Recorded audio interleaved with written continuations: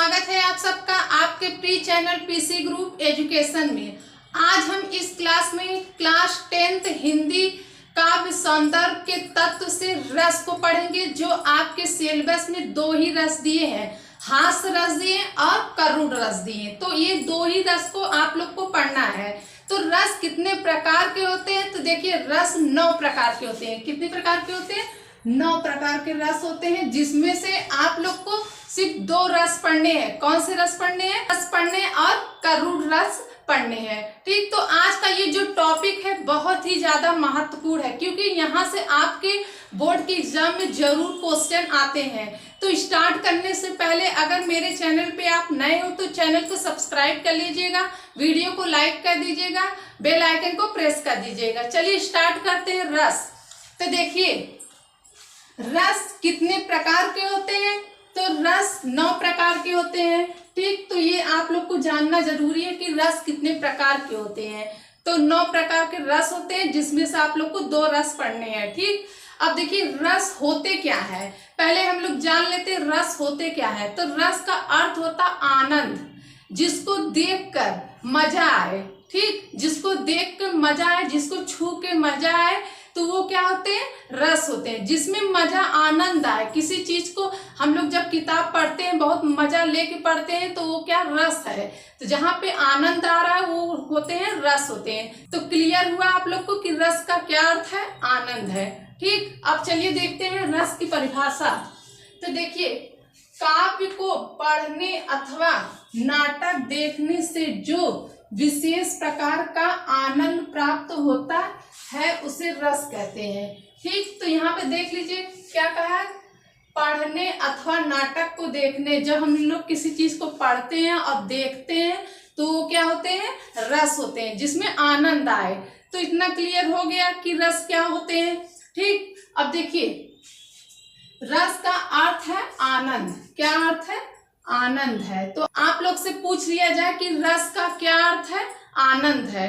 ठीक है, अब आगे है देखिए रस को काव्य की आत्मा भी कहा जाता है। तो देखिए ये बहुत ज्यादा इंपॉर्टेंट है, पूछ लिया जाता है आप लोग के पेपर में कि काव्य की आत्मा किसे कहा जाता है? रस को कहा जाता है।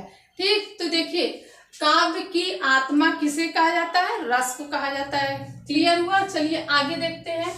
देखिए भरत मुनि के अनुसार विभाव अनुभाव और सचारी भाव के सहयोग से रस की निष्पत्ति होती है। मतलब कि विभाव अनुभाव और सचारी भाव के सहयोग से जब ये सब मिलते हैं तो रस की उत्पत्ति होती है। ठीक है, अब देखिए आप लोग के बोर्ड के एग्जाम में पूछ लिया जाता है कि विभाव अनुभाव और सचारी भाव के सहयोग से रस की निष्पत्ति किसके अनुसार होती है? तो किसके अनुसार होती है? भरत मुनि के अनुसार। तो ये आप लोग को याद होना चाहिए कि तो ये भरत मुनि के अनुसार कहा गया है। तो इतना आप लोग को याद होना चाहिए। ठीक है, क्योंकि ये आपके बोर्ड के एग्जाम में बहुत ज्यादा इंपॉर्टेंट है, क्योंकि ये क्वेश्चन आ सकते हैं। अब देखिए रस के अवयव। अब देखिए रस के अवयव या अंग। तो देखिए आप लोग के बोर्ड के एग्जाम में पूछ लिया जाता है कि रस के अवयव कितने हैं या रस के अंग कितने हैं। तो इसमें कंफ्यूजन नहीं होना है, या ऐसे भी पूछ सकता है, अवयव भी पूछ सकता है या अंग भी पूछ सकता है। कितने होते हैं? 4 होते हैं। चलिए देखते हैं रस के 4 अवयव या अंग होते हैं। देखिए स्थायी भाव, विभाव, अनुभाव तथा सचारी भाव, ये सब क्या है? रस के अंग है। इन सब के मिलने से ही रस की प्राप्ति होती है। ठीक, जब ये सब मिलेंगे तब रस की प्राप्ति होगी। ठीक, अब देखिए इन चारों के सहयोग से रस की निष्पत्ति होती है। तो यहाँ पे लिखा है ना, इन चारों के मिलने से रस की निष्पत्ति का अर्थ होता है उत्पत्ति होती है। ठीक, तो इतना आप लोग को क्लियर हुआ। अब हम लोग चलिए देखते हैं कि स्थायी भाव, विभाव, अनुभाव, सचारी भाव ये सब क्या होते हैं। चलिए देखते हैं स्थायी भाव। अब देखिए स्थायी भाव होते क्या है? स्थायी भाव का अर्थ है प्रधान भाव।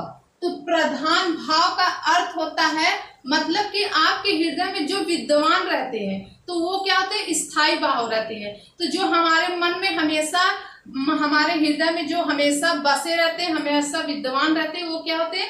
स्थायी भाव होते हैं। देखिए, जो भाव मनुष्य के हृदय में सदा स्थायी रूप से विद्यमान होते हैं उसे स्थायी भाव कहते हैं। ठीक है, अब देखिए, तो इतना आप लोग को क्लियर हुआ कि स्थायी भाव क्या होते हैं? जो हमारे हृदय में विद्यमान रहते हैं वो क्या होते हैं? स्थायी भाव होते हैं। ठीक, अब देखिए दूसरा है विभाव। अब विभाव क्या है? तो किसके कारण, अब जैसे स्थायी भाव क्या था? जैसे हास था, हास, जैसे स्थायी भाव, जैसे आप खुश हैं तो ये हमारे मन में विद्यमान है कि हम खुश हैं। अब देखिए विभाव क्या है? तो देखिए जिसके कारण हमें रस प्राप्त हो रहे हैं तो वो क्या है? विभाव है। ठीक, तो स्थायी भाव क्या है? विद्यमान रहते हैं हमारे हृदय में, और जिसके कारण हमें रस प्राप्त हो रहे हैं वो क्या है? विभाव है। ठीक है, तो इसमें कारण इसमें है, ठीक, विभाव में। अब देखिए अनुभाव क्या होता है? तो अनुभाव वो होते हैं जो हम लोग क्रिया प्रतिक्रिया करते हैं, जो हम लोग क्रिया प्रतिक्रिया करते हैं वो क्या होते हैं? अनुभाव होते हैं। देखिए स्थायी भाव को जागृत होने पर आश्रय की बाहरी चेष्टाओं को अनुभाव कहते हैं। बाहरी चेष्टा मतलब कि जैसे भय उत्पन्न होने पर हक्का बक्का हो जाना, रोंगटे खड़े हो जाना, कांपना, अब ये सब क्या है? बाहरी चेष्टा है। तो हमारी जो बाहरी चेष्टा होते हैं वो क्या होते हैं? अनुभाव होते हैं। ठीक है, जो हम लोग क्रिया प्रतिक्रिया करते हैं। ठीक, अब देखिए आगे है संचारी भाव। तो संचारी भाव क्या होते हैं? जो हमारे हृदय में उत्पन्न हो, जो हमारे हृदय में उत्पन्न होते हैं वो क्या होते हैं? संचारी भाव होते हैं। देखिए आश्रय के मन में उठने वाले अस्थिर मनोविकारों को संचारी भाव कहते हैं। जैसे खुश, उल्लास, उछलना, ये सब क्या है? तो ये हमारे हृदय में ये क्या रहते हैं?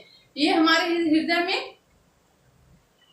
हृदय में उत्पन्न होते हैं। तो ये क्या है? आपका संचारी भाव है। ठीक, तो इतना आप लोग को क्लियर हुआ कि आपका स्थायी भाव, विभाव, अनुभाव और संचारी भाव ये सब क्या होते हैं। आप लोग को रस कितने पढ़ने हैं? 2 रस पढ़ने हैं आपको, एक हास्य रस पढ़ने हैं, एक करुण रस पढ़ने हैं। चलिए अब उससे हम लोग देखेंगे तो उसमें आप लोग को पता चलेगा कि आपका स्थायी भाव क्या है, विभाव क्या है, संचारी भाव क्या है, अनुभाव क्या है। ठीक, चलिए देखते हैं हास्य रस। अब देखिए हास्य रस की परिभाषा है विभाव, अनुभाव तथा संचारी भाव के सहयोग से जब हास्य नामक स्थायी भाव उत्पन्न होता है तब हास्य रस की निष्पत्ति होती है। तो हास्य रस की निष्पत्ति किससे होती है? विभाव, अनुभाव और संचारी भाव से। इन तीनों का जब सहयोग होगा तब हास्य रस की निष्पत्ति होती है। तो हास्य रस के स्थायी भाव आप लोग के एग्जाम में बहुत पूछे जाते हैं। तो हास्य रस के स्थायी भाव क्या है? हस है। क्या है? हस है। ठीक, तो आप लोग से बोर्ड के एग्जाम में पूछे जाते हैं कि हास्य रस की स्थायी भाव क्या है? तो हस है। ठीक, अब देखिए हम लोग उदाहरण से देखते हैं। देखिए आपको उदाहरण से ही पता चलेगा कि इसमें हंसने वाली बात हो रही है। हंसी हंसी भंजे देखी दुल्हा दिगंबर को, पौनी जे आवे हिमाचल के उच्छल में। अब देखिए इस पंक्ति से आप लोग को पता ही चल रहा होगा कि ये हंसने की बात हो रही है, तो ये क्या है? हास्य रस है।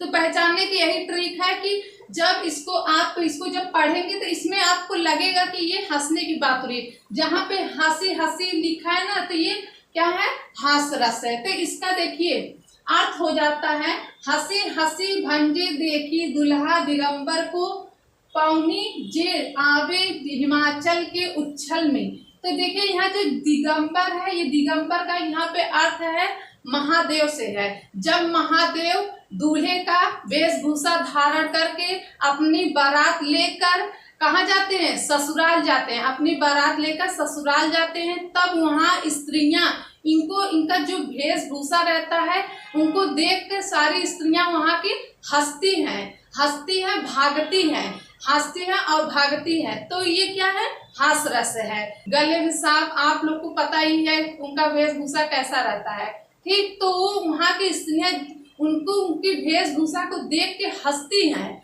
तो ये क्या है? हास्य रस है। ठीक है, अब इसमें पूछ लिया जाए, क्योंकि आप लोग के पेपर में पूछे जाते हैं कि इसमें स्थायी भाव क्या है। तो स्थायी भाव क्या है? हस है। क्या है, हस है। तो देखिए स्थाई भाव क्या है, हस है। अब इसमें पूछा जाए कि विभाव क्या है, तो विभाव कारण होते हैं। तो किसके किसके कारण हम लोग हंस रहे हैं, किसके कारण, हम लोग महादेव जी को देखकर और उनकी वेशभूषा को, तो उनके महादेव को देखकर और उनकी वेशभूषा को देखकर ये क्या है, विभाव है। जिसके कारण जो हंसने की हम लोग क्रिया कर रहे हैं, हंसने की, तो किसी चीज को देख के ही हम लोग हंस रहे हैं ना।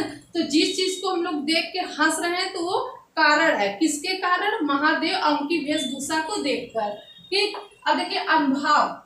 अब हम लोग कौन सी प्रतिक्रिया क्रिया कर रहे हैं, ठीक, तो प्रतिक्रिया के हम स्त्रियां का हंसना और भागना, स्त्रियां का हंसना और भागना, ये क्या है, अनुभाव है। तो ये हम लोग प्रतिक्रिया कर रहे हैं, क्रिया और प्रतिक्रिया करना ही क्या है, आपका अनुभाव है। क्लियर हुआ। अब देखिए संचारी भाव। संचारी भाव देखिए क्या होते हैं, तो इसमें पूछ लिया जाए कि संचारी भाव क्या है, तो इसमें देखिए हर्ष और भय। तो भय क्या है, तो जो इनका वेशभूषा था उनको देख के स्त्रियों को डर भी लग रहा, तो ये भय है। ठीक है, हर्ष और भय, इसमें क्या है, ये आपका संचारी भाव है। तो इतना क्लियर हुआ। चलिए एक उदाहरण से और हम लोग देखते हैं। ये जो पंक्ति है, ये जो उदाहरण है, ये आपके बोर्ड के एग्जाम में आ चुके हैं।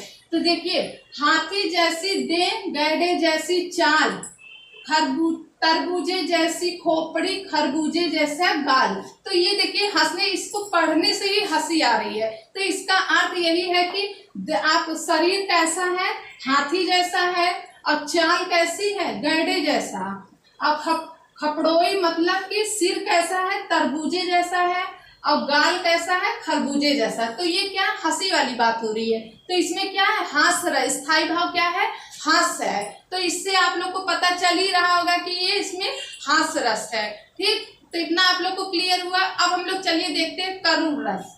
करुण रस, अब देखिए करुण रस और हास रस, इन दोनों का परिभाषा एक ही होता है, सिर्फ स्थाई भाव चेंज हो जाता है। तो देखिए करुण रस का स्थाई भाव क्या है, शोक है, और हास रस का स्थाई भाव क्या था, हर्ष था।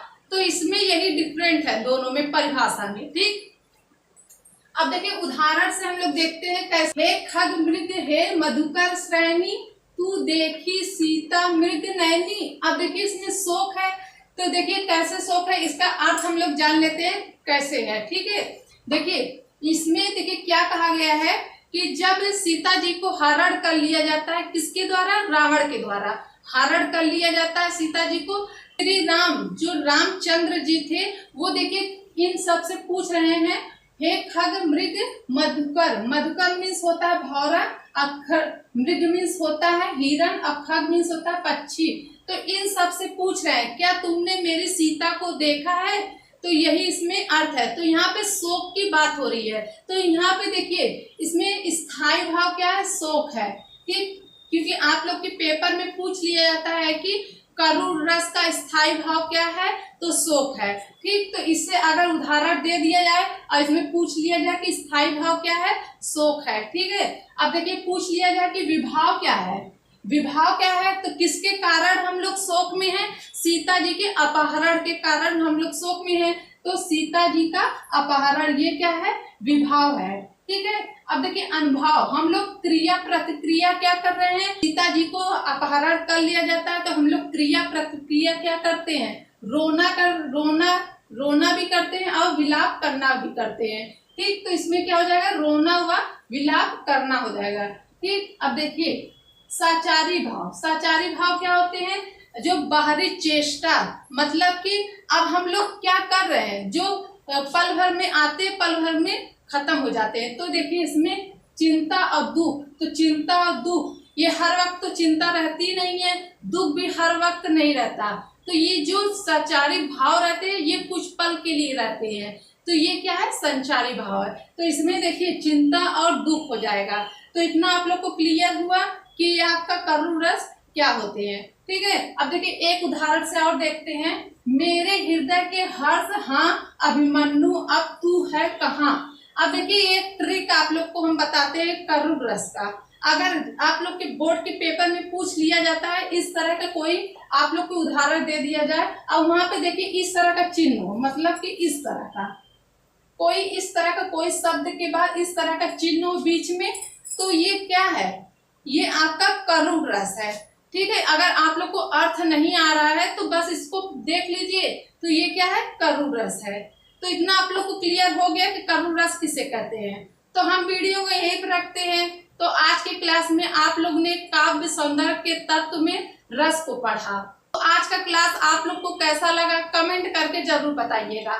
आप लोग कौन से टॉपिक हिंदी में पढ़ना चाहते हैं कमेंट कर दीजिएगा। आप लोग वीडियो को लाइक कर दीजिएगा, चैनल को सब्सक्राइब कर दीजिएगा, बेल आइकन को प्रेस कर दीजिएगा। हम आप लोग से नेक्स्ट वीडियो में मिलते हैं न्यू टॉपिक के साथ। तब तक के लिए धन्यवाद।